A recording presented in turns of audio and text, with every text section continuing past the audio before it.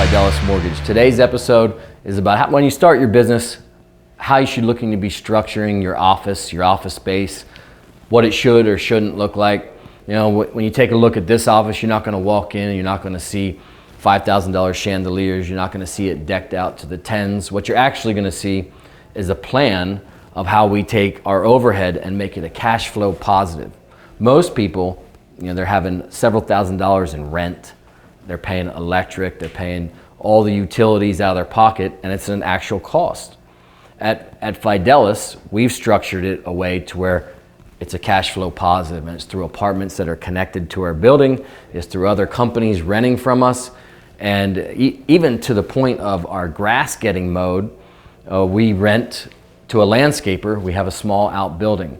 So it's really a strategic structure on how to go from these numbers being in the red to being in the black. And that's some of the things that I really think is important to a new business entrepreneur. You're gonna get caught up in the glitz and glamour and thinking everything has to look perfect, all the bows, T's crossed, I's dotted, and all you're really doing is setting yourself up for some big problems. When I started, I was in the basement of an office for $1,000 with 4 of us where we could see out the windows.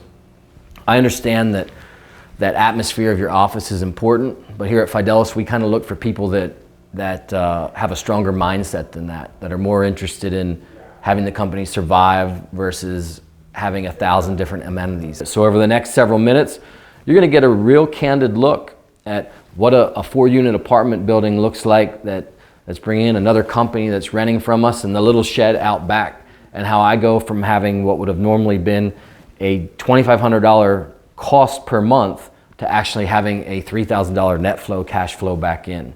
So this episode is going to really show you as a new young entrepreneur to figure out what's important, the way things should look. Don't worry about making it chandeliers here, everything's to the nines, you know, Gucci this, whatever. Trust me, it works.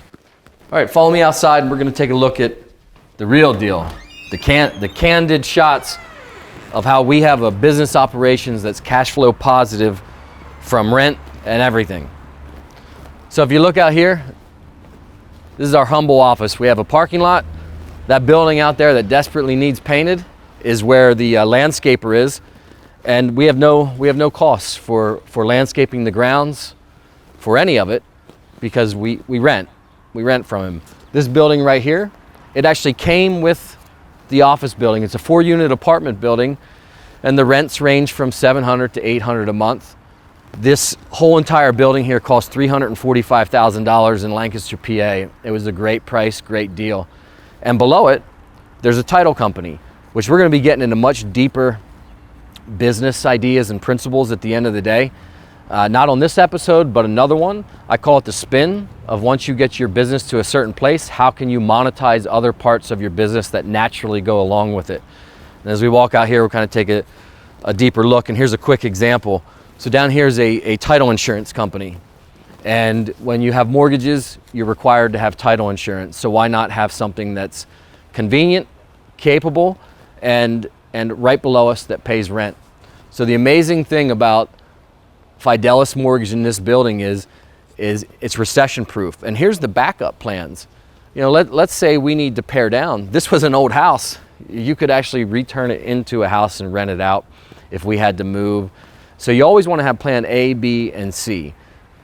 This right here, this alone pays for the whole building. So when you're looking to start a business or anything, my biggest advice to you is to make sure that other things are paying for your overhead if you can do it. It makes you so much more powerful.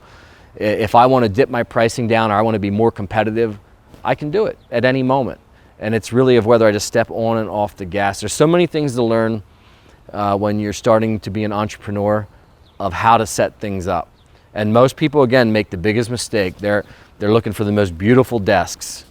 They're making sure they have the best art. They're looking for chandeliers. I mean, take a look at this. This is a ranch type house or building with a walkout basement. And we turned it into a big money generator.